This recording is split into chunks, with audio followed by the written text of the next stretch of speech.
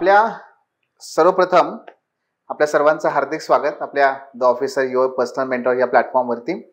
एकूणच आज आपण आगामी राज्यसेवा असेल किंवा त्याचबरोबर आगामी UPSC असेल, ह्या दोन्हीही परीक्षांमध्ये ऑप्शनलची भूमिका ही अत्यंत क्रुशल असते आणि त्याचनुसार इथे आपण सोशॉलॉजी किंवा समाजशास्त्र या विषयासंदर्भात आज आपण भेटतोय। एकूणच जर टायटल आपण बघितलं तर ते फार विचारपूर्वक आपण ते दिलेलं आहे।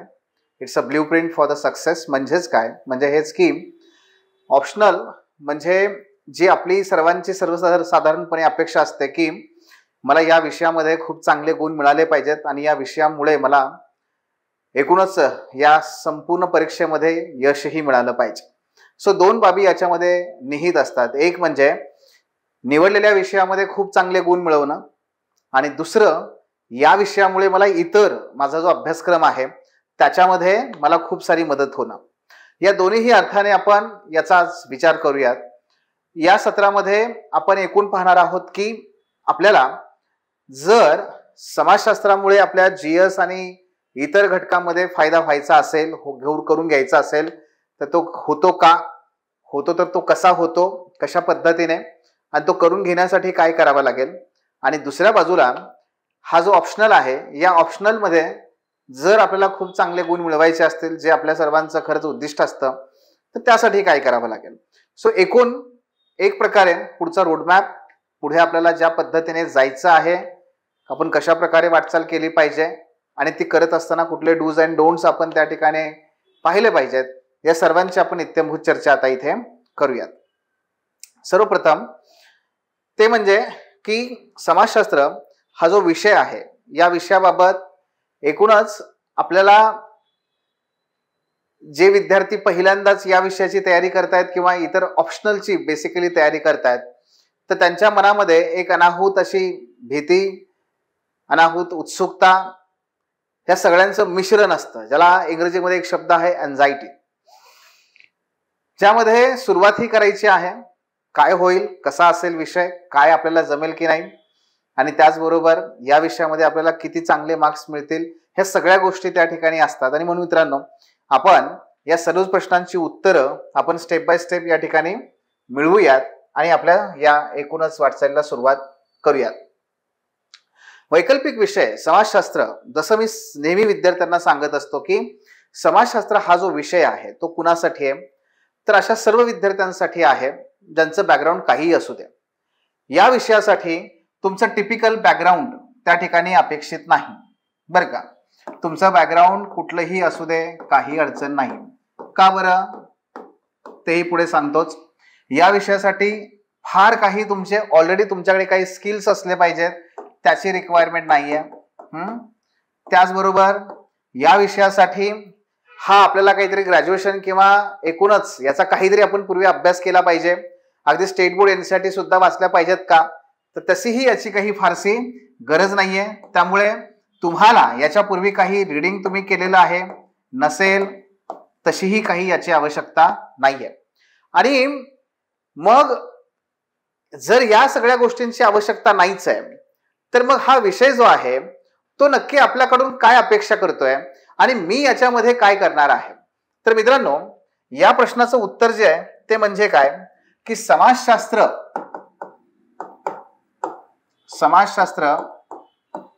इज इक्वल टू तुम्ही। हे आहात तुम्ही, यू। बघा, समाजशास्त्र म्हणजे तुम्ही आहात, सिंपल। आपल्या सिलेबस जर बघितला तुम्ही या विषयाचा, तर या विषयाचा सिलेबस म्हणजे तुम्ही स्वतः आहात। फॉर एक्झाम्पल, या विषयात आपल्याला काय अभ्यासायचं आहे, तर स्वतःला आता काही प्रश्न विचारतोय, तुम्हाला मी विचारतोय प्रश्न, तुम्ही स्वतःला काही उत्तर द्या। पहिलं, तुमचं जे नाव आहे ते नाव तुमच्या आई वडिलांनी तुम्हाला दिलेलं आहे, समाजाने दिलेलं आहे, ही तुमची ओळख आहे, ही आयडेंटिटी, ही अस्मिता। मग आपल्याला फक्त स्वतःलाच फक्त अशी अस्मिता असते का, म्हणजे आपली ओळख असते का? आपण ज्या समुदायामध्ये राहतो त्याला पण एक काही वेगळी ओळख आहे। मग ते आपल्या गावाला असेल, आपण ज्या जातीमधून येतोय त्या जातीतल्या लोकांना असेल, किंवा आपण ज्या राज्यात राहतोय त्या राज्याला असेल, आपण ज्या देशात राहतोय त्या देशाला असेल. मित्रांनो, अस्मिता हे आपल्या प्रत्येकाला आहे आणि ती अस्मिता जोपासण्याचा प्रयत्न आपण आटोकाट करत असतो. आपलं जेव्हा बारसं करण्यात आलं तेव्हापासून ते अगदी शेवटपर्यंत तुमच्या नंतर तुमची पिढी, पुढच्या ज्या जनरेशन्स आहेत ते सुद्धा तुमचं नाव टिकून ठेवण्याचा प्रयत्न करतात. ही जी अस्मिता आहे, या अस्मितेचा नक्की खेळ काय असतो? नावात काय नाही किंवा नावात काय आहे असं जेव्हा शेक्सपियर म्हणाला होता, ठीक आहे, तेव्हा त्याच शेक्सपियरला जर आपण समाजशास्त्राचा अभ्यास करायला लावला तर त्याला नक्की कळालं असतं की नावात बरंच काय असतं, त्याच्यापेक्षा जास्त आडनावात जास्त असतं. आडनावात तर बरंच काही असतं नाही. आणि म्हणून तुम्ही बघितलं असेल बीडमध्ये आता तिथल्या मान्य जिल्हाधिकाऱ्यांनी एक निर्णय घेतला की कोणत्याही कार्यालयामध्ये जे अधिकारी काम करतायत त्यांनी आपल्या नावासमोर आडनाव लावायचं नाही. आता ही आनंदाची गोष्ट आहे की दुःखाची गोष्ट आहे का आत्मचिंतनाची गोष्ट आहे? आदेश काढावा लागतो की आडनाव लपवा? काय आहे? एकनाथराव बागुल यांनी एक पुस्तक लिहिलं होतं, जेव्हा मी माझी जात चोरली होती. जेव्हा मी जात चोरली होती नावाचं एक पुस्तक आहे. या पुस्तकामध्ये ते हे सांगतात की कॉलेज जीवनामध्ये मी माझी जात चोरली, म्हणजे माझं आडनाव चोरलं, मी लोकांना जात माझी वेगळी सांगितली. आज बीडमध्ये तेच होत आहे. जवळपास तब्बल 50 वर्षानंतर आपण खरंच प्रोग्रेसिव्ह होतोय, आपण विकसित होतोय, काय करतोय आपण, नक्की काय चाललंय? मित्रांनो, हाच आपला अभ्यासक्रम आहे. पहिलं काय, आपली ओळख. कोण आहात आपण, कोण आहोत आपण, कोण आहेत आपण सर्वजण. ह्या अस्मितेपासून सुरुवात करा. नंबर 2, तुम्हा सर्वांना कुटुंब आहे, आई वडील आहेत, नाते आहेत की नाही? तो तुमचा सिलेबस आहे. थोडं पुढे चला, तुम्ही शाळेत गेलाय, कॉलेजमध्ये गेलाय, ते म्हणजे तुमचा सिलेबस आहे. तुम्ही जे गॅजेट्स वापरता, ज्या माध्यमातून तुम्ही आज अभ्यास करता, ते तंत्रज्ञान, हा तुमचा सिलेबस आहे. त्या पुढे चला, तुम्हा प्रत्येकाला एक जात आहे, तो तुमचा सिलेबस आहे. तुम्हा सर्वांना धर्म आहे, तो तुमचा सिलेबस आहे. उद्या विवाह करणार असाल, काही जणांचा झाला असेल, तो तुमचा सिलेबस आहे. इथे लक्षामध्ये, या उतरंडीमध्ये जातीची उतरंड आहे, वर्गाची उतरंड आहे, आर्थिक आधारावरची उतरंड आहे. उतरंड म्हणजे काय की आपल्या गावामध्ये काही जणांनाच का बरं जास्त मान असतो?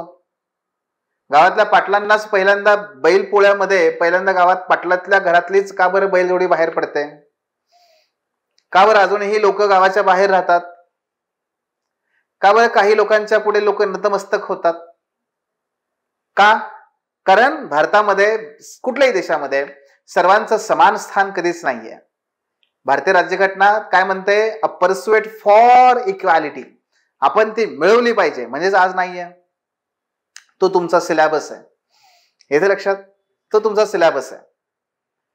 ज्या आदिवासींना सतत आपण ज्ञान पाजळत असतो की अरे तुम्ही तुमचं जंगल सोडलं पाहिजे, नाहीतर आम्ही खाणी कशा तयार करणार, आम्हाला वीज पाहिजे, अभ्यास करायचा आहे, आम्हाला वीज पाहिजे, मूवी बघायचे आहेत, आम्हाला वीज पाहिजे वेगवेगळ्या कारणासाठी, मग त्यासाठी तिथं धरणं बांधायची, धरणं बांधण्यासाठी त्यांना विस्थापित करायचं.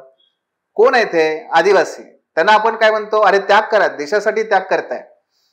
हे आदिवासी जे आपल्या नंदुरबार पासून वरचा पट्टा गडचिरोली पासून खालती नांदेड या सर्वत्र आहेत, हे आदिवासी, हा तुमचा सिलेबस आहे. इथे लक्षात, जे सतत हिंदू मुस्लिम करत करत करत करत करत मेरा अब्दुल वैसा नाही या प्रकारे ट्रोल करत जे सातत्याने अवतीभोवती आपल्या चालू आहे विष पेरण्याचं काम, तो आपला सिलेबस आहे. अल्पसंख्याक, तो आपला सिलेबस आहे.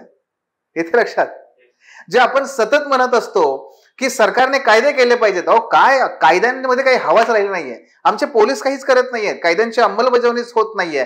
म्हणजेच काय, आम्ही सतत आमचे सामाजिक प्रश्न सोडवण्यासाठी कायदे मागतो सरकारकडून की कायदे करा, बलात्कार विरोधी कायदे करा, बाल हत्या कायदे करा, स्त्री भ्रूण हत्या विरोधात कायदे करा, बाल प्रतिबंधक, जे बालमजुरी प्रतिबंधक कायदे करा, घरगुती हिंसाचार कायदे करा, जातीच्या आधारावर काही हिंसाचार कायदे करा. प्रत्येक ठिकाणी आपण काय म्हणतो? कायदे करा, कायद्याची अंमलबजावणी योग्य करा, बघा कसा आमचा देश शांततेने नांदेल. कायदे, कोणते कायदे? सामाजिक कायदे. आणि म्हणून ज्या अनेक गोष्टींसाठी डॉक्टर बाबासाहेब आंबेडकर हे आपल्याला ओळखीचे आहे, त्यापैकी एक म्हणजे हिंदू कोड बिल. ज्याच्या माध्यमातून त्यांनी भारतात पहिल्यांदाच हिंदू महिलांना घटस्फोटाचा अधिकार दिला. तोपर्यंत तो घेता येत नव्हता. का? कारण आपल्या जन्माच्या 7 गाठी बांधलेल्या असतात. त्यामुळे होतं काय की कायद्यांच्या माध्यमातून सामाजिक परिवर्तनाची मागणी आपण तेव्हापासून आजपर्यंत सतत करत आलोय. राजाराम मोहन रॉय यांनी ती पहिल्यांदा ब्रिटिशांकडे गेली, सती प्रथा आमच्यातली बंद करा. ते तिथपासून ते आजच्या या अॅट्रॉसिटीजच्या बाबतची आपली मागणी असेल, तो तुमचा सामाजिक कायदे आणि त्यातून खरंच परिवर्तन येतं का, हा आपला सिलेबस आहे. मेरा देश बदल रहा है, आगे बढ़ रहा है. कधी कधी BSNLच्या एखाद्या माणसाला फोन केला तर तुम्हाला ही रिंगटोन ऐकायला येते की नाही? मग मेरा देश बदल रहा है म्हणजे त्यांना सांगायचं जास्त असतं की आमची गावं बदलत आहेत. पण खरंच बदललीत का गावं आपली? गावामध्ये आता पूर्वी शेती करायची लोक, आता शेती करतात का? शेती करत नसतील तर मग करतात काय? सहकाराच्या माध्यमातून ते परिवर्तन झालंय का? पंचायत राजनं काय परिवर्तन आणलंय? आमच्या गावामध्ये 2 प्रकारची लोक असायची. एक म्हणजे ज्यांच्याकडे शेती आहे तो शेतकरी, ज्यांच्याकडे शेती नाही तो शेतावर दुसऱ्यांच्या काम करतो तो शेतमजूर. या दोघांच्या जीवनामध्ये काही परिवर्तन आलंय का? स्थलांतर आमच्या गावातल्या युवकांनी बाहेर केल्यामुळे गावातल्या लोकांवर काय परिणाम झाला का?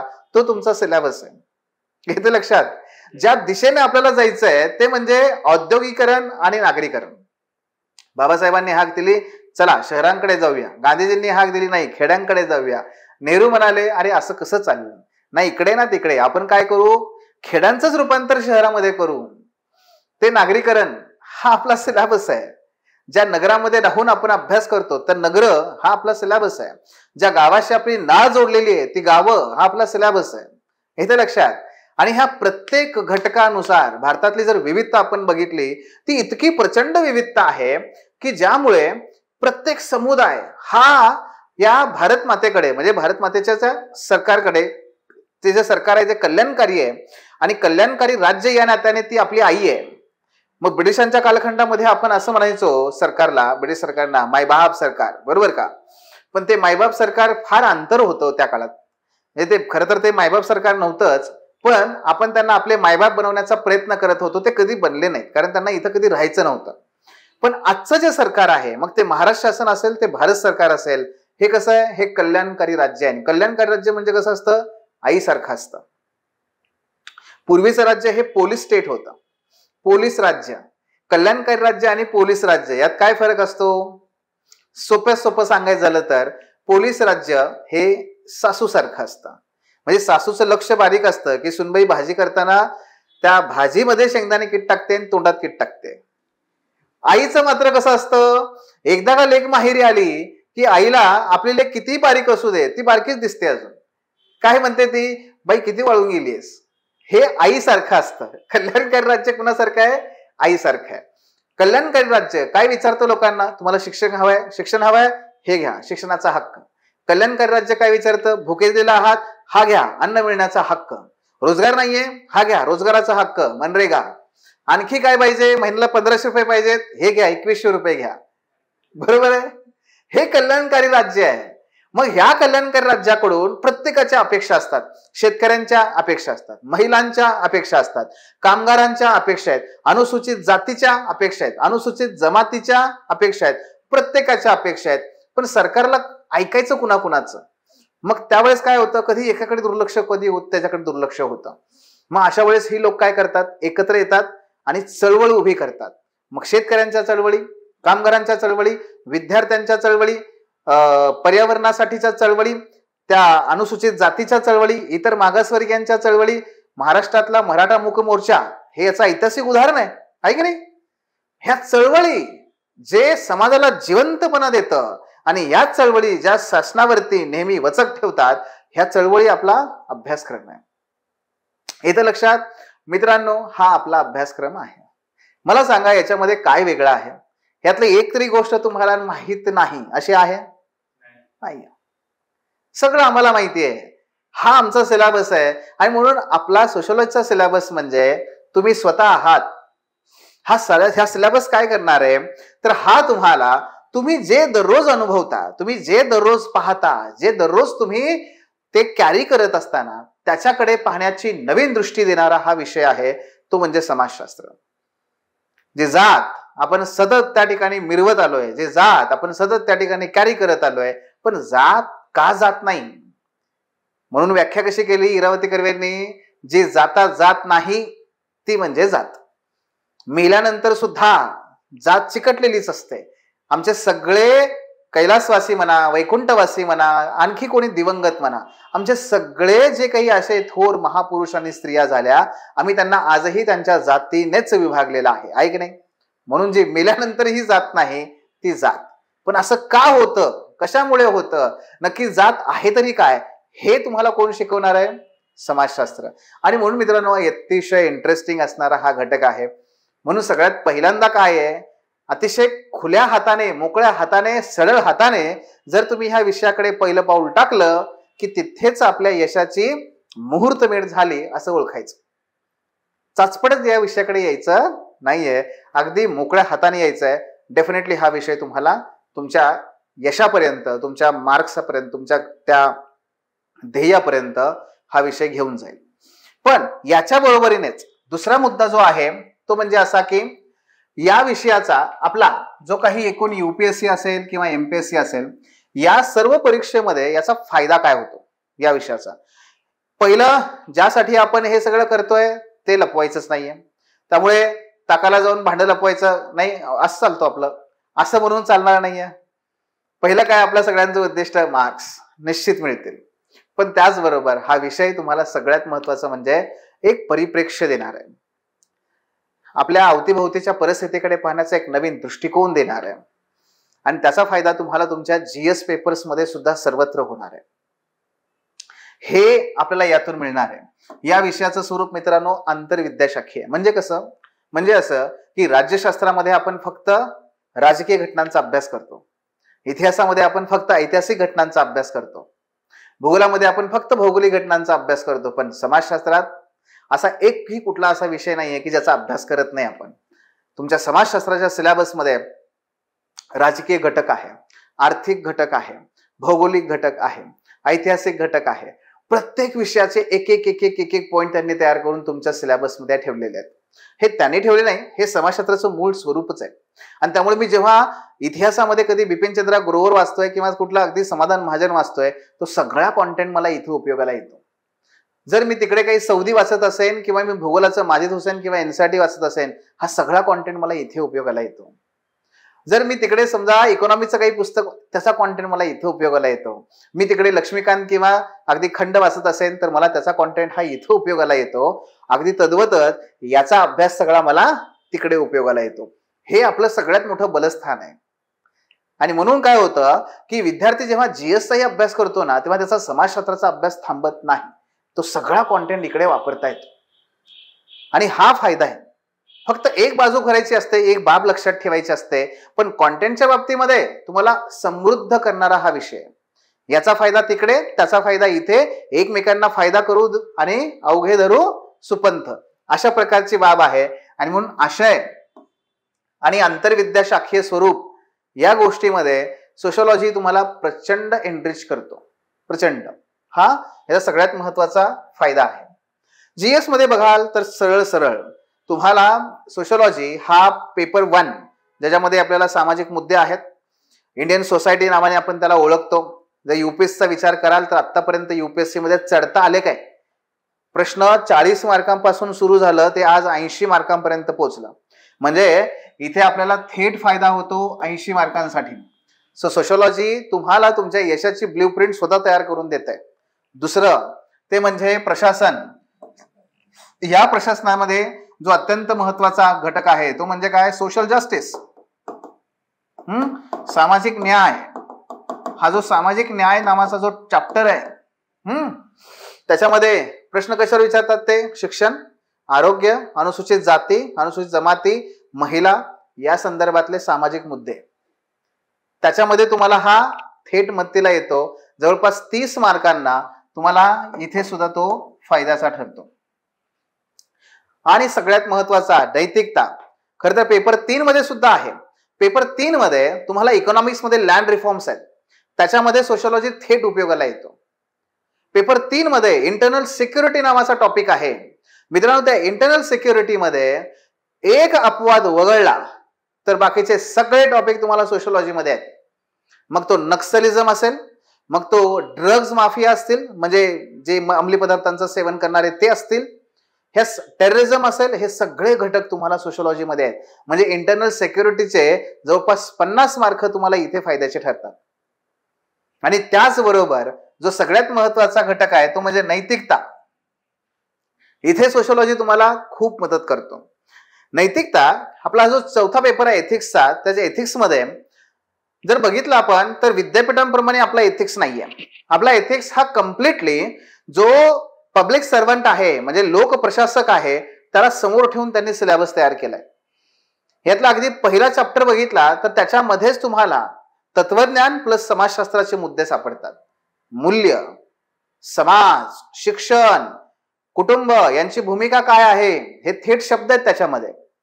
अगदी त्याच्या बरोबरीने पुढे आपल्याला ऍटिट्यूड, ऍप्टिट्यूड, इमोशनल इंटेलिजन्स हे टॉपिक आहेत. तो सगळा सामाजिक मानसशास्त्राचा भाग आहे. आणि सामाजिक मानसशास्त्र ही समाजशास्त्राची आणि मानसशास्त्राची एक उपशाखा आहे. त्यामुळे त्याचं सगळं बॅकग्राऊंड तुम्हाला समाजशास्त्रामध्ये क्लिअर होतं. आणि त्याचबरोबरीने त्या नैतिकतेमध्ये जे तुम्ही महत्वाचे समाज सुधारक आणि विचारवंत अभ्यासता ना, मग त्यात गांधी असतील, आंबेडकर असतील, महात्मा ज्योतिबा फुले असतील, किंवा अगदी तिकडे पाश्चिमात्य देशातले जे प्लेटो, अरिस्टॉटल, या सगळ्यांचं तुमचं बॅकग्राऊंड सोशिओलॉजीमध्ये क्लिअर होतं, अगदी रॉल्स पर्यंत. आणि म्हणून तुम्हाला एथिक्स मध्ये सुद्धा सोशिओलॉजी जवळपास 50% सिलेबस तुम्हाला तुमचा सोशिओलॉजी तुम्हाला बॅकग्राऊंड तयार करून देतो, 50%. आणि अशा पद्धतीनेच बघाल तर आणखी एक महत्वाचा घटक आहे तो म्हणजे तुमचा एसे. एसे मध्ये पहिलं तर आहेच आहे, दोन्ही सेक्शन मध्ये तुम्हाला एक एक सोशिओलॉजीचा विषय असतोच. कधी तो एज्युकेशन वर आहे, कधी तो कल्चर वरती आहे, कधी वुमन वरती आहे, कधी ग्लोबलायझेशन वरती आहे. कधी कधी अगदी थेट तुम्हाला विचारवंतांचे कोटेशन आहेत. मार्क्सचं कोटेशन आहे, हेगलचं कोटेशन आहे, वेबरचं कोटेशन आहे तसे कोटेशन आहे, डॉक्टर बाबासाहेब आंबेडकरांचे कोटेशन आहेत, हे आहेत तसे आहेत. मग ते टॉपिक तर येतातच हो, पण त्याच्या पलीकडे जाऊन मी तुम्हाला हे सांगतोय आता बघा की सोशिओलॉजीचा जो अभ्यास विद्यार्थी करतो त्याला ही विश्लेषणात्मक दृष्टी प्राप्त होते.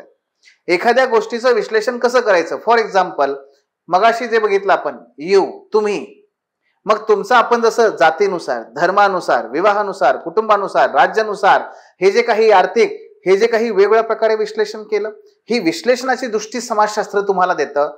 त्याच्यामुळे आपला जो विद्यार्थी आहे या विषयाचा, त्याचा निबंध, त्याच्या निबंधामध्ये इतके मल्टिपल डायमेन्शन्स येतात, इतके की बऱ्याच विद्यार्थ्यांना शब्दसंख्या अपुरी पडते की लिहू कुठे आता अजून.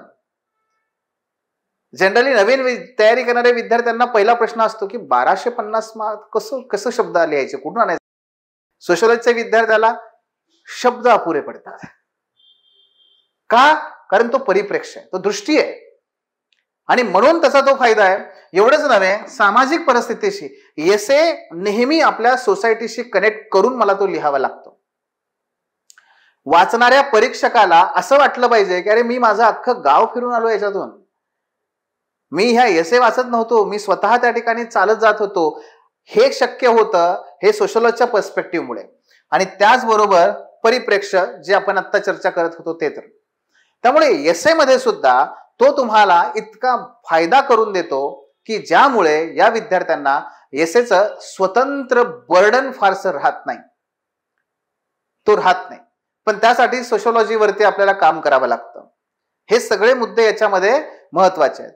मग हे करत असताना आता आपण पाहिलं की जीएस मध्ये हा कसा फायदा करून देतोय, पण दुसऱ्या बाजूला आता आपण पाहूयात की नक्की सोशिओलॉजीमध्ये जर आपल्याला मार्क्स चांगले मिळवायचे असतील तर आपल्याकडून काय काय अपेक्षा आहेत.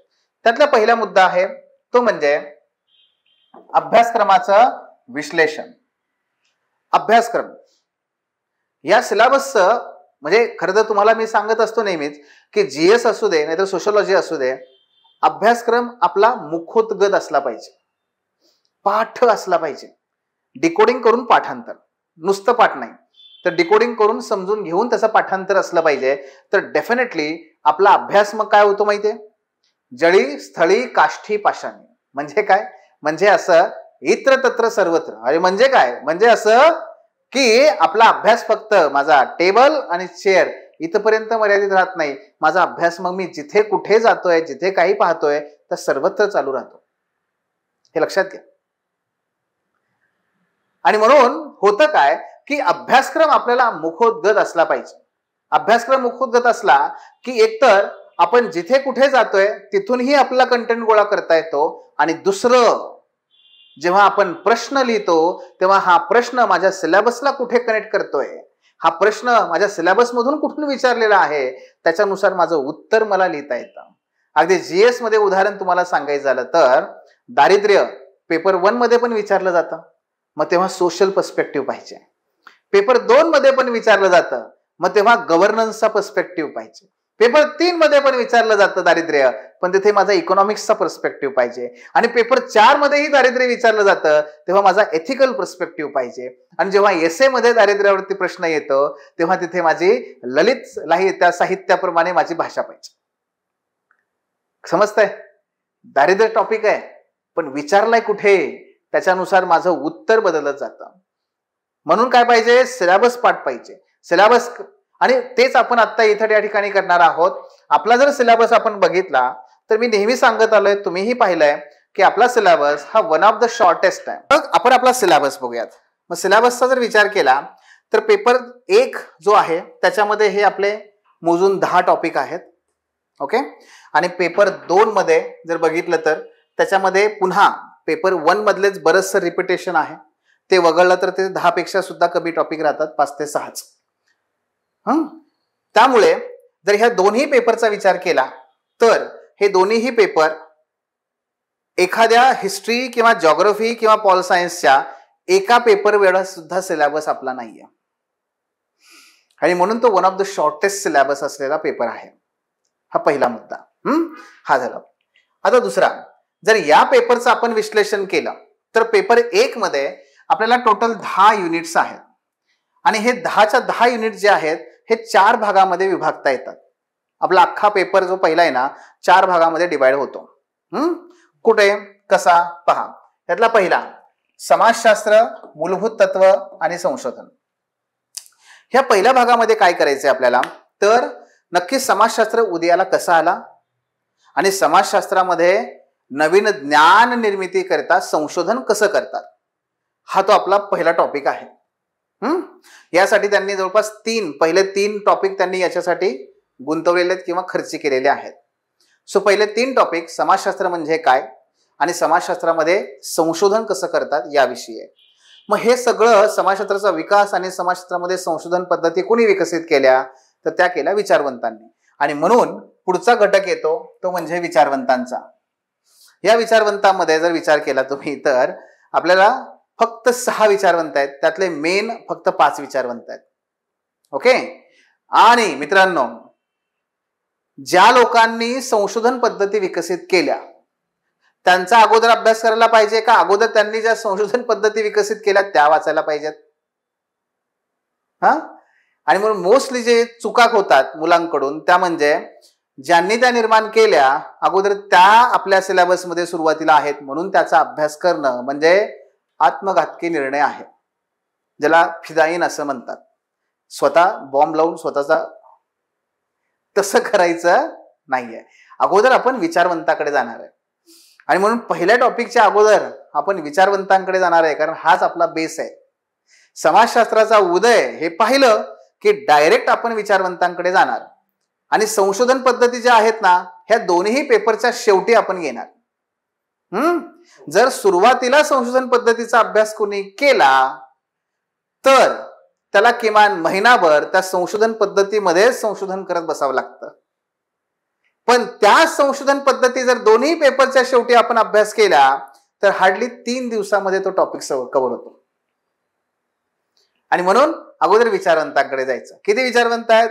मुख्य 5 आणि 1/6 छोटासा, असे 6 आपल्याला विचारवंत आहेत. पण मित्रांनो, एकूण सिलेबस मध्ये हा एकच पॉइंट दिसेल, म्हणजे एकूण 10 टॉपिक पैकी हा एक टॉपिक आहे. सिलेबस मध्ये वेटेज 10%, पण परीक्षेमध्ये वेटेज 75%. याचं वेटेज जे आहे परीक्षेमध्ये ते 75% आहे. कारण प्रत्येक पुढच्या घटकामध्ये, समजा हे 4थ्या नंबरला आहे ना, तर 5व्या नंबरमध्ये, 6व्या नंबरमध्ये, 7व्या नंबरमध्ये, 8व्या नंबरमध्ये प्रत्येक ठिकाणी पहिला पॉइंट काय माहितीये? धर्म आहे, धर्माचे सिद्धांत. राजकारण आहे, राजकारणाचे सिद्धांत. अर्थकारण आहे, अर्थकारणाचे सिद्धांत. म्हणजे काय, पुन्हा पुन्हा ह्या विचारवंतांकडेच यायचं असतं. आणि म्हणून हे कसे आहेत, हे आहेत एका ठिकाणी, पण अभ्यास मात्र हा सर्वत्र होतो. आणि म्हणून आपल्यासाठी सगळ्यात क्रिटिकल काय असेल तर हे विचारवंत आहेत. हे पहिला. त्यानंतर तिसरा, सामाजिक संस्था, ज्याच्यामध्ये तुम्हाला सगळ्यांचं फक्त बेसिक इंट्रोडक्शन आहे. म्हणजे स्तरीकरण काय, आर्थिक व्यवस्था काय, राजकीय व्यवस्था काय, धर्म काय, कुटुंब, नातेव्यवस्था, ह्या सगळ्या संस्था आणि ह्या संस्थांमधल्या छोट्या छोट्या संकल्पना, हेच आपल्याला पेपर 1 मध्ये त्यांनी दिलेलं आहे. हा आपला घटक. आणि चौथा म्हणजे सामाजिक परिवर्तन. ज्या सामाजिक संस्था आहेत बघितलेल्या आता आपण, कुटुंब, धर्म, नातेवाते, हे ते, या सगळ्यामध्ये परिवर्तन कसं येत चाललंय, तो आपला चौथा घटक. सो अशा रीतीने आपल्या पेपर 1 मध्ये 4 घटक येतात. पहिला, समाजशास्त्र काय आहे आणि ते कसं उदयाला आलं. दुसरा, या समाजशास्त्राचे विचारवंत कोण आहेत. तिसरा, संस्था कोणकोणत्या आहेत. आणि चौथा, या संस्थांमध्ये परिवर्तन कसं येत आहे. हा आपला पहिल्या पेपरचा सिलेबस. आता दुसऱ्याकडे चला. दुसऱ्या पेपरमध्ये जर बघितलं तर एकूण 15 युनिट आहेत. पण मी जसं म्हटलं तुम्हाला की पेपर 1 मध्येच यातली 5 पेक्षा जास्त युनिट कव्हर होतात. कारण पेपर 1 मध्ये राजकारण आहे, पेपर 2 मध्ये पण आहे. पेपर 1 मध्ये धर्म आहे, पेपर 2 मध्ये पण आहे. पेपर 1 मध्ये तुम्हाला सामाजिक परिवर्तन आहे, पेपर 2 मध्ये पण आहे. हा, पेपर 1 मध्ये तुम्हाला नातीगोती, विवाह हे आहे, पेपर 2 मध्ये पण आहे. हे असं कव्हर होतं, एका ठिकाणी अभ्यास करणार आहे आपण. त्यामुळे आपल्याला पेपर 2 मधला बराचसा सिलेबस काय होतो, ऑलरेडी कव्हर होतो. आणि तो कमी होतो. 15 जरी असले तरी प्रत्यक्षात ते 10 पेक्षा कमीच आहे. गेटिंग. हा पहिला मुद्दा. दुसरा, त्याचे 3 महत्वाचे विभाग आहेत पेपर 2 मध्ये. एक, परिचय. नक्की भारत काय आहे, भारतीय समाज काय आहे, या भारताचा परिचय त्यांनी करून दिलेला आहे पहिल्या टॉपिक मध्ये. ज्यामध्ये हा परिचय आपण 3 विचारवंतांच्या सहाय्याने करणार आहे. पण गंमत अशी आहे, हे 3ही विचारवंत आहेत ना, हे पेपर 1 मधल्या विचारवंतांचे शिष्य आहेत. त्यामुळे कार्ल मार्क्स जसा अभ्यास करतात तसेच त्यांचे शिष्य देसाई लिहितात. हा, जसं दुर्खेम करतात तसं श्रीनिवास करतात. त्यामुळे यांचा वेगळा अभ्यास फारसा करावा लागत नाही परिप्रेक्ष्याच्या संदर्भात. ओके, हे पहिलं आहे. दुसरं, वसाहतवादामुळे भारत काय आहे, नक्की भारताचं काय स्वरूप आहे, हे आपल्याला पहिल्या 2 ते 3 मुद्द्यामध्ये सांगायचं आहे, अभ्यासायचं आहे. पहिला टॉपिक आहे आपला परिचय. दुसरा टॉपिक आहे संरचना. आपल्या भारताची संरचना बघा, साधं सोपं असतं. कोणताही देश ग्रामीण आणि नागरी असतो, ही संरचना. आपली भारताची दुसरी संरचना आहे जाती. जातीमध्ये आपला देश विभागलेला आहे, हे दुसरी संरचना. तिसरी, मुख्य समाज, आदिवासी समाज, हे तिसरी संरचना. चौथी, आपण सगळे धर्मावरती पण विभागले गेलेलो आहोत, चौथी संरचना. पाचवी, ते म्हणजे भारतात फक्त जातच नाही, ब्रिटिशांच्या नंतर वर्ग पण निर्माण झाले. उच्च वर्ग, मध्यम वर्ग, कनिष्ठ वर्ग. आज प्रयागराजमध्ये तुम्ही बघितलं तर जे कोणी उच्च वर्ग आहेत त्यांच्यासाठी वेगळे घाट आहेत.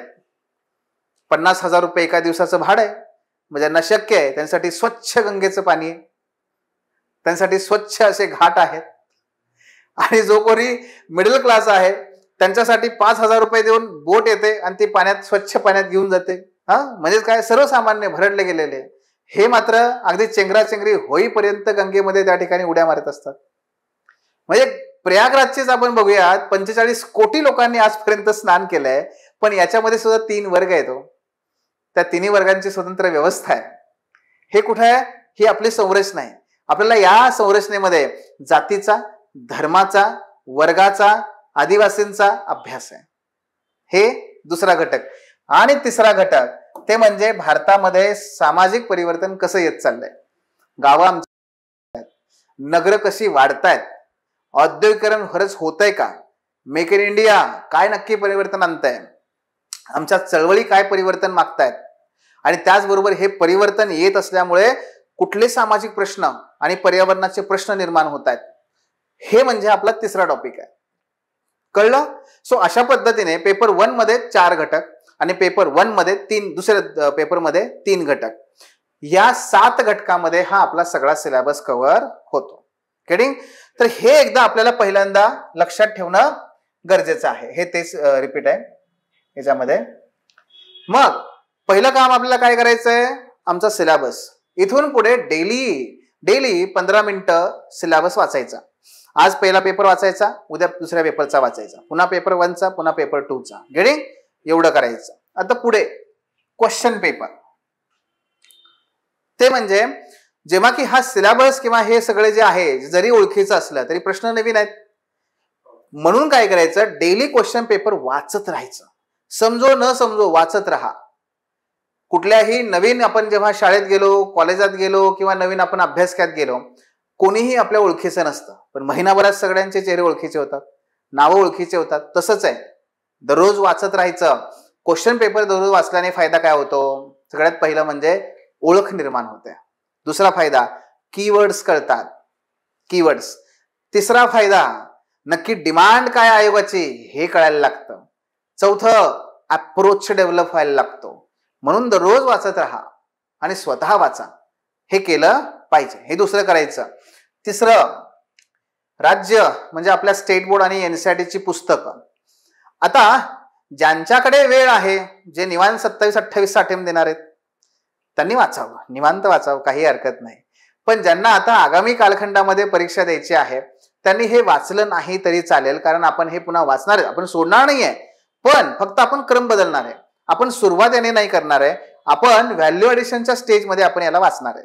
कारण समाजशास्त्र हा विषय असा नाहीये की जो अगदीच अनभित नाही, मला काहीतरी वेगळंच त्यात साइन कॉस थिटा काहीतरी दिलेलं आहे, पायथागोरस आणि कोणतरी आहे, असं बिलकुल याच्यात नाहीये. त्यामुळे याच्यात अडचण येत नाही. तुम्ही नाही वाचलं असेल तरी सुद्धा काही अडचण येत नाही. मात्र सोडायचं नाहीये, वाचणार आहोत. कधी? व्हॅल्यू ॲडिशनच्या स्टेजला. कारण याचा फायदा तुम्हाला पेपर फर्स्ट मध्ये इंडियन सोसायटीचा जो टॉपिक आहे ना, कुठे GS ला, तर तिथे फायदा होतो. ते करायचंच आहे. वैचारिक आणि संकल्पनात्मक स्पष्टता. सोशिओलॉजीमध्ये पाठांतर नाही करायचंय. सोशिओलॉजी हा समजून घेण्याचा विषय आहे. तो तुम्हाला कसा आहे, तो तुम्हाला नवीन दृष्टी प्रदान करून देणारा विषय आहे, हे लक्षात घ्या. आणि म्हणून समाजशास्त्रामध्ये आपल्याला कॉन्सेप्च्युअल क्लॅरिटी आपल्याला महत्वाची आहे. कॉन्सेप्च्युअल क्लॅरिटी असली ना की मग प्रश्नही समजतो, डिमांडही कळते आणि आपल्या डेली लाईफवरती ते अप्लाय करणंही जमायला लागतं. याच्यावर फोकस करा. नेहमी सांगतो मी, संकल्पनावर फोकस करा, हे करायचं. त्यानंतर जेव्हा आपण अभ्यास करतो, अभ्यास केल्यानंतर त्या अभ्यासाच्या पायऱ्या मी सांगेनच, पण अभ्यास केल्यानंतर जेव्हा दिवस संपला आणि समजा मी आज दिवसभरामध्ये काहीतरी सोशलॉजीचा अभ्यास केला, दिवस संपल्यानंतर जेवल्यानंतर मागे मस्तपैकी हाताची घडी घालायची आणि फेऱ्या मारत मारत मारत काय करायचं, जे जे काही वाचलंय, अभ्यासलंय ना, ते आपल्या अवतीभोवती अप्लाय करण्याचा प्रयत्न करायचा. म्हणजे काय की जर कार्ल मार्क्स तुम्हाला सांगतायत की कोणतंही जगातला कुठलाही समाज आणि समाजाचा कोणताही इतिहास काढा, त्यामध्ये नेहमीच 2 वर्ग अस्तित्वात आहेत. एक म्हणजे आहेरे आणि एक म्हणजे नाहीरे. एक शोषण करणारा आणि एक शोषित असलेला. मग हे जे कार्ल मार्क्स म्हणतायत, तर मग माझ्या समाजामध्ये, माझ्या गावामध्ये, माझ्या अवतीभोवती कोण आहे असा शोषण करतोय आणि कुणाचं शोषण होत आहे, हे काय आहे, हे अप्लाय करतोय आपण. म्हणून गाई म्हशी जसं करतात बघा, भराभरा दिवसभर खात राहतात, पण रात्री बसलं की रवंत करतात, हे तसं आहे. आणि म्हणून सोशिओलॉजीमध्ये काय करायचं, जे वाचा, काही हरकत नाही, क्रिटिकली बघा त्याकडे, ती खरंच माझ्या देशात असं होत आहे का. मार्क्स म्हणतो आहेरे आणि नाहीरे, माझ्या देशातला कोण आहे नाहीरे, कुणाचं शोषण होत आहे, आजही होत आहे का, आणि कोण आहेत हे शोषण करणारे आणि का करतायत ते, हे तर लक्षात. एवढं फक्त आपल्याला रिलेट करायचंय. बघा, तुमचं व्हॅल्यू ॲडिशन तिथे सुरू झालं आणि ते कायमचं लक्षात राहतं. मग ते पाठ करावं लागत नाही, मग ते विसरल्यासारखं होत नाही, हे तर लक्षात. हे आपल्याला करायचं आहे. That is the need of the hour. Short notes. या परीक्षेच्या शेवटी आता जनरली UPSC मध्ये काय होतं, GS चे पेपर संपले की ऑप्शनल पर्यंत तुम्हाला 5 दिवस मिळतात. ठीक आहे. त्यामुळे त्या काळामध्ये रिव्हिजन करण्यासाठी, MPSC ला जसंच होईल अशी अपेक्षा ठेवूया, या काळामध्ये रिव्हिजन करण्यासाठी आपल्याकडे शॉर्ट नोट्स पाहिजे. आणि म्हणून नोट्स काढणं 2 कारणासाठी गरजेचं आहे. 1 परीक्षेच्या काळात रिव्हिजनसाठी आणि 2 लेखन सरावासाठी. कारण लिहिल्याशिवाय मित्रांनो लक्षात राहत नाही. असं कितीही म्हणणारे मला दाखवा की नाही मी कधी लिहिलं नाही, मी फक्त वाचलं आणि लक्षात राहतं, होत नाही. अगदी एखादा कोणतरी अपवाद असेल, मोस्टली आपल्यासारखे जे काही मँगो पीपल आहेत म्हणजे आम आदमी, ह्या सगळ्यांचा जर विचार केला तर आपल्याला लिहिल्याशिवाय लक्षात राहत नाही. तसं सायंटिफिक रिझन पण आहे. ते म्हणजे जेव्हा आपण वाचतो तेव्हा आपली सर्व बॉडी शिथिल असते, फक्त डोळे ज्या ठिकाणी काम करत असतात. पण जेव्हा लिहितो तेव्हा आपलं हँड, आई आणि त्याचबरोबर ब्रेन ह्या तिघांचं कोऑर्डिनेशन होतं. And that time we achieve highest level of concentration. And that's why आपल्याला लिहिणं का गरजेचं असतं ते त्यासाठी. म्हणून लिहा, जीएस मध्ये ऑप्शनल मध्ये लिहा. लिहिणं दोन ठिकाणी आहे. एक लिहिणं नोट्सच्या काळात आणि दुसरं लिहिणं आन्सर रायटिंगच्या काळात. आणि म्हणून आपण प्रत्येक टॉपिक नंतर आपण आन्सर रायटिंग करणार आहोत आणि प्रचंड आन्सर रायटिंग करणार आहोत आणि आन्सर रायटिंगच करणार आहोत. कारण आन्सर रायटिंग हे फार महत्वाचं आहे. कारण शेवटी काय बघा की ती आन्सर रायटिंग केलेली तुमची जी कॉपी आहे ना, तोच तुमचा आरसा आहे. अँड फ्रॉम डे वन तुम्ही आन्सर रायटिंग केली पाहिजे. कारण तुम्हाला आन्सर रायटिंगच्या बाबतीत दोन अडचणी असतात. एक म्हणजे कॉन्टेंट असतो की काय लिहू, आणि दुसरं असतं कसं लिहू. लिहा, कसं लिहू ऑटोमॅटिक सॉल्व्ह होईल. आणि अभ्यास सुरू करा म्हणजे काय लिहू कॉन्टेंट ह्याचाही प्रश्न सुटून जाईल. आपण मुलांना सांगतो बघून लिहा, काही अडचण नाही. का? त्याच्यामुळे ऍटलिस्ट कसं लिहूचा प्रश्न सुटून जातो. आणि कॉन्टेंट, अरे अभ्यास करतोय, 3 महिने पुढचे मी अभ्यास करणार आहे, ऑप्शनल वाचणार आहे, सगळं काही माझ्याकडे कॉन्टेंट येणारच आहे ना. त्यानंतर व्हॅल्युएशन करणार आहे, कॉन्टेंट वाढणारच आहे ना. मग त्याची वाट बघत बसला तर ते कसं लिहू ते कधीच येत नाही. मग कळतंय. आणि त्यामुळे लिहिलं पाहिजे. नोट्स काढण्याच्या वेळेस आणि आन्सर रायटिंगच्या वेळेस आपण ते लिहिलं पाहिजे. सो एकूण काय बघा की हे छोटे छोटे आपल्याला काही महत्वाचे माहिती असलेले सुद्धा, पण या ठिकाणी मी फक्त त्याला सोशलॉजीच्या पर्स्पेक्टिव्हने तुम्हाला सांगण्याचा प्रयत्न केलेला आहे. पण एक मुद्दा तुम्हाला कदाचित मिसिंग वाटू शकतो की सर पण ते सोर्सेसचं काही बोलला नाही तुम्ही. तर मित्रांनो, आपल्याला जो सोशलॉजीचा अभ्यास करायचा आहे तो 2 टप्प्यात करायचा आहे. तो म्हणजे एक आहे ज्याच्यामध्ये आपल्याला त्या ऑप्शनलचा सिलेबस कव्हर करायचा आहे. हा पहिला टप्पा आहे तुमच्या प्रिलिमच्या अगोदरचा. या पहिल्या टप्प्यामध्ये आपण आपल्या नोट्स, आपल्या पीपीटी व्हाईट बोर्ड, आपले लेक्चर्स, आपलं डिस्कशन याच्यावरती आपण सर्वात जास्त फोकस करणार आहोत. याच्यावरतीच कमांड मिळवायची आहे. कारण आता आपण पुस्तकांकडे गेलो ना की मग काय होतं, आपण स्टक होऊन जातो. आता स्टक व्हायचं नाहीये. पहिल्या टप्प्यात या गोष्टीवर फोकस करा. प्रिलिम झाली की त्यानंतर परत 6 महिने मिळतात. जे राज्यसेवेचे आहेत त्यांना 6 महिने मिळतात. त्याच्यामध्ये मग व्हॅल्यू ॲडिशन करायची आहे. त्या व्हॅल्यू ॲडिशन मध्ये तुम्हाला हवी तेवढी पुस्तकं मी देतो. मग तिथे वाचा. मग वाचा तुम्ही तिथे. का? कारण तुमचा अभ्यास झालेला असणार आहे, तुम्हाला इंटरलिंकिंग करायला जमणार आहे, तुमचं लेखन झालेलं असणार आहे. त्यामुळे तिथे तुम्हाला त्या पुस्तकात त्या लेखकाने काहीही लिहिलेलं असेल तरी तुम्ही तिथे सक्षम असणार आहात ते सहज डायजेस्ट करायला. पण आत्ता पुस्तक वाचायला गेलात की नाही होत डायजेस्ट, कारण आपल्याला अप्रोचच नाही अजून.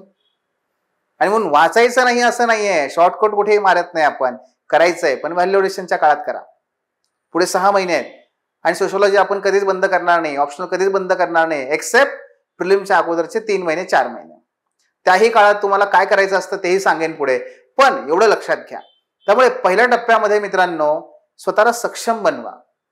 सक्षम बनवा ती पुस्तकं डायजेस्ट करण्यासाठी. येते लक्षात.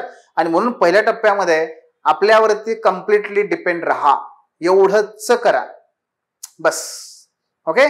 सो त्यामुळे पुस्तकं आत्ता कुठलीही खरेदी करू नका, कुठल्याही पद्धतीने नाही. जिथे खूपच अनिवार्य आहे तिथे मी आहे, मी तुम्हाला काही पीडीएफ देतोय, तेवढ्या प्रिंट काढून घ्या, तेवढं वाचा बस. याच्या पलीकडे आत्ता काही करायची गरज नाहीये. ओके. हे झालं. इथून पुढे आपण काय करणार आहोत, कसं करणार आहोत. पहिल्यांदा जेव्हा तुमचं ऍडमिशन होईल त्यानंतर आपण पहिल्यांदा स्वॉट अनालिसिस करणार आहोत. स्वॉट अनालिसिस मध्येच आपलं संपूर्ण प्रत्येकाचं वेगळं स्वतंत्रपणे आपण ओरिएंटेशन सेशन असतं आपलं ते, त्यामध्ये आपण रिव्हर्स प्लॅनिंग करणार आहोत. तुमच्या जीएस ची पोझिशन काय, ऑप्शनलची पोझिशन मग त्यानुसार कशी ठरवायची, जेणेकरून काय होतं मुलं ऑप्शनल कडे जेव्हा लक्ष द्यायला लागतात तेव्हा जीएस कडे विसरतात. जीएस विसरल्यामुळे पुन्हा ते ऑप्शनल कडे पण लक्ष द्यायचं कमी करतात. असं नाहीये. आपल्याला आपलं प्लॅनिंग योग्य प्रकारे करायचंय, आपलं नियोजन आपलं योग्य प्रकारे करायचंय. तुमच्या दिवसभराचं, आठवड्याचं, महिन्याचं आपल्याला टार्गेट त्या ठिकाणी ठरवायचे आहेत. आपला सगळा अभ्यास आपण हा चेकलिस्ट नुसार करणार आहोत. चेकलिस्ट नुसारच आपण गेलो, टार्गेटेड गेलो तर डेफिनेटली तुम्हाला त्याचा फायदा होतो. एक गोष्ट. दुसरी गोष्ट, त्याच सेशनमध्ये आपण ओरिएंटेशन सेशनमध्ये परत आपण डीप मध्ये प्रत्येकाला वैयक्तिक स्वरूपात त्या नोट्स कशा काढायच्या आहेत, कशा प्रकारे अभ्यास करायचा आहे, कशा प्रकारे आन्सर रायटिंग मध्ये अप्रोच असला पाहिजे, ह्या सगळ्या गोष्टी आपल्या डिस्कस होतील. ते झाल्यानंतर मग आपल्याला पुढे जायचंय. मग पुढे गेल्यानंतर आपल्याला प्रत्येक टॉपिक मध्ये सखोलपणे अभ्यास करायचा आहे. कुठेही फक्त वाचनावरती भर द्यायचा नाहीये. कारण आमचं नेहमीपासून सांगणं असतं की हे बघा, केवळ वाचन म्हणजे अभ्यास नाही. अभ्यासाच्या 6 स्टेजेस आहेत. मग त्या कोणत्या आहेत त्याही तुम्हाला त्या पहिल्या सेशनमध्ये सांगितल्या जातील आणि त्याच्यानुसारच आपल्या सगळ्या कोर्सची रचना आहे. येते लक्षात? हे आपल्याला करायचं आहे. त्याच्यानंतर प्रत्येक महत्वाचा टॉपिक झाला की आपल्या क्लास टेस्ट असणार आहे. Daily answer writing, daily after topic daily answer writing तर आहेच आहे, पण प्रत्येक त्या महत्वाच्या टॉपिक नंतर आपल्याला क्लास टेस्ट पण घ्यायच्या आहेत. या ऑन अन ॲव्हरेज पहिल्या पेपरमध्ये 3, दुसऱ्या पेपरमध्ये 3, फुल कॉम्प्रिहेन्सिव्ह 2-2 अशा पद्धतीने ते होतं. त्यामुळे आन्सर रायटिंग तर प्रचंडच होणार आहे आपल्या, त्यात काहीच अडचण नाहीये. ओके, सो ह्या सगळ्या गोष्टी आपण पुढे करणार आहोत आणि टप्प्याटप्प्याने आपण पुढे जाणार आहोत. So let start. वाट पाहू नका आणि सुरुवात करा. सगळ्यात चांगली वेळ जी आहे सुरुवात करण्याची ती कालची होती. असो, आपण मिस केली, आपण आजपासून करूयात. सो अशा पद्धतीने आपल्याला पुढे जायचंय आणि जेव्हा आपण याच्यात हळूहळू पुढे जायला लागलो की ऑटोमॅटिकली आपल्याला सगळ्या गोष्टी क्लिअर होत जातात. आमचा अनुभव असा आहे की या मॉडेलमध्ये विद्यार्थ्यांनी 2.5 महिन्यांपासून course complete within 2 and 5 months. So या पद्धतीने मुलांनी अभ्यास केलेला आहे, पूर्ण केलेला आहे. अभ्यास म्हणजे सगळ्या स्टेजेस हे सगळं त्याच्यामध्ये कव्हर झालेलं आहे. ठीक आहे, सो भेटूयात पुन्हा एकदा. The officer your personal mentor चॅनलच्या नवनवीन अपडेटसाठी चॅनलला लाईक, सबस्क्राईब आणि शेअर करा. थँक्यू.